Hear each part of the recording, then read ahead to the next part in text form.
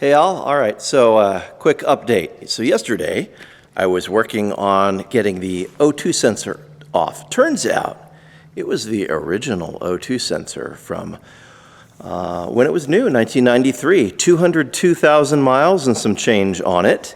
And it did not really want to come out. The car was from Minnesota originally, and even though it had supposedly never seen winter, and based on the overall condition of the car when I got it, I could believe that. There was not any evidence underneath of the sort of road salt and chemicals that you find in a winter environment. But there was still some long-standing rust on the O2 sensor where stuff had dripped down. So that I had to call in a friend to get that off. I ended up taking it to Ed Hansen's muffler shop in Spring Valley, California. Highly recommended if you need any sort of custom work or even just help with your regular daily driver, getting it past smog, dealing with regular exhaust issues, or if you want some totally custom stuff. They've done the exhaust on my R32, on my classic Fiat Spider, and several of my other race cars. So it's been a good experience for me. They've been in business for a very long time. Little family-owned operation there in Spring Valley. So and they work on RVs too. If you've got some great big machines that need exhaust work, they're your people. So a little shout out to them. Anyway, they helped me by replacing the O2 sensor. They actually had to cut that entire section of the original pipe out to get that O2 sensor out of there and then weld in a new section of pipe with a new bung. So I am all set there. And she's running pretty good. But of course, being a Corrado, she couldn't leave it at that. So I got home and found that the voltage was running a little low. And sure enough, when I went to go start the car after it being off for a little while, nothing. So check the battery. It is 4 years old last month. Gave me my money's worth, I feel like. So went and got a new battery. Checked the alternator and everything. We're now getting proper voltage for 14.2 volts out of the alternator with everything connected and running, and brand new battery. I should be good for another few years. Since I don't drive the car very much, I do keep it on an automatic battery tender, and if you are considering one of those, highly recommend not going cheap. There are some very cheap ones out there. Harbor Freight Tools. Those are wonderful for charging your battery overnight, and that's it. They will cook your battery. There is no sort of regulation on them whatsoever. They'll just keep feeding voltage into it until the battery electrolyzes and dies. So it'll boil away the distilled water in there, and you'll be left with empty, open plates, and it will be a dead for good battery. So do not get one of those Harbor Freight battery chargers except for overnight charging purposes only. You would not want to leave it on your car. There are some nicer ones out there that are a little bit pricier, but they're well under $100 for a decent automatic trickle charger that'll bring up the charge on your battery when you need it to, and it'll keep it there for long-term storage if you don't drive your vehicle very much.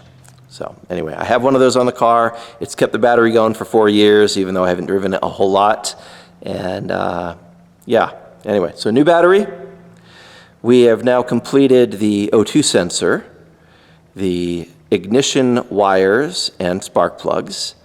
I have fixed a coolant leak on the back of the head going to the heater core, and a couple other small details in the car, but overall, she should be ready to smog. At the moment, I didn't want to take any chances because, again, 202,000 miles, that's a lot of miles on the original Cat.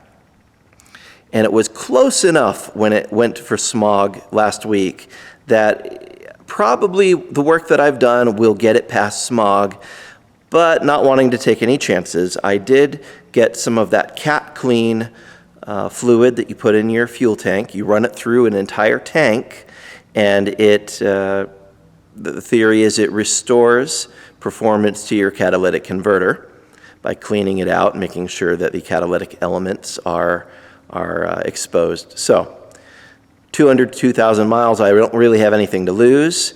the worst comes to worst, I'm going to have to get a new catalytic converter anyway. So I figured I'd try a tank of gas on this, and we'll see how it goes. So I'm letting the motor run right now.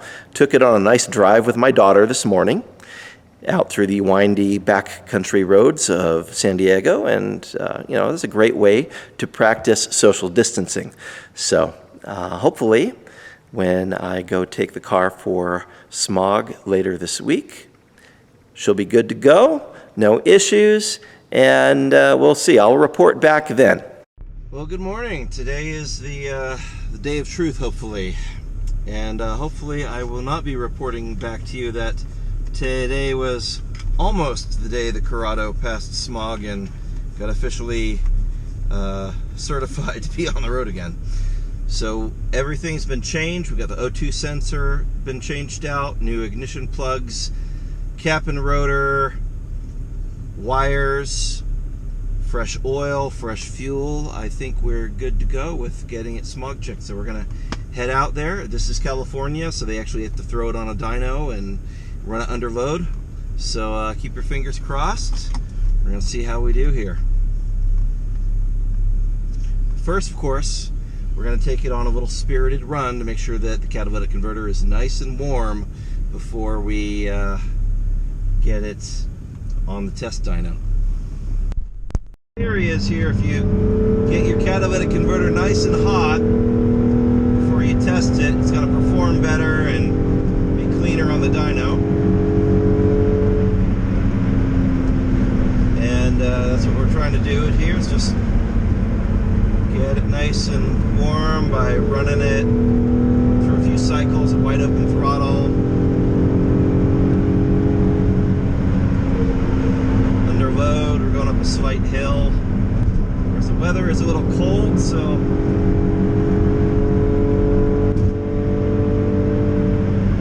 we'll see if that cooperates with us or not. I don't know.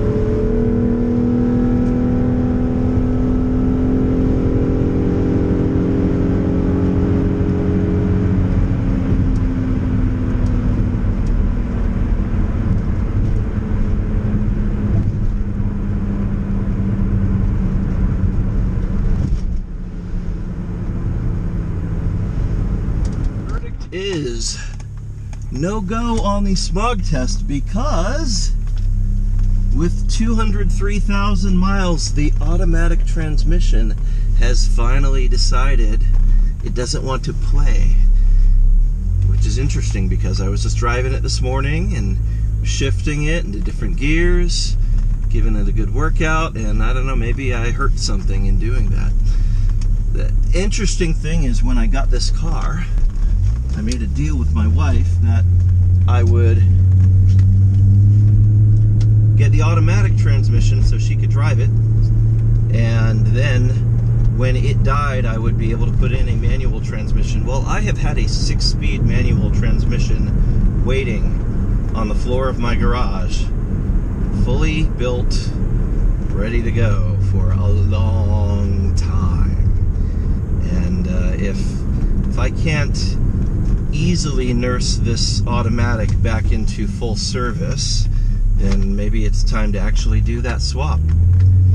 The weird thing is the automatic, it's driving, but it's starting off in one of the higher gears. I think feels like it's starting off in 3rd gear. Yeah, this feels like 3rd. So the torque converter's still working, but it's not liking its lower gears.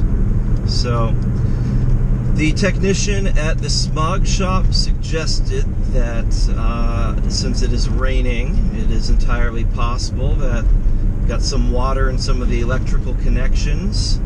I know the automatic transmission computer on this car has a habit of getting wet and then not working right. That tends to be a problem with this particular transmission.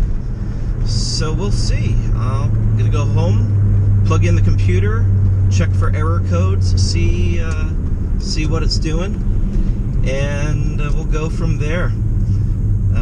I am grateful that at least it is drivable, even if it's just starting off in a higher gear, so I can get it home without a tow, which is kind of a rare thing when a Corrado breaks down. Normally you gotta go get a flatbed, and then they've got to get those special wheel jack dollies to get it high enough to get onto the flatbed. It's not the most fun experience, or you have to sacrifice your front spoiler, as it is always too low to the ground to make it up the angle on a typical flatbed trailer. So anyway, on my way back to do some diagnosis, and we'll report back in the next episode.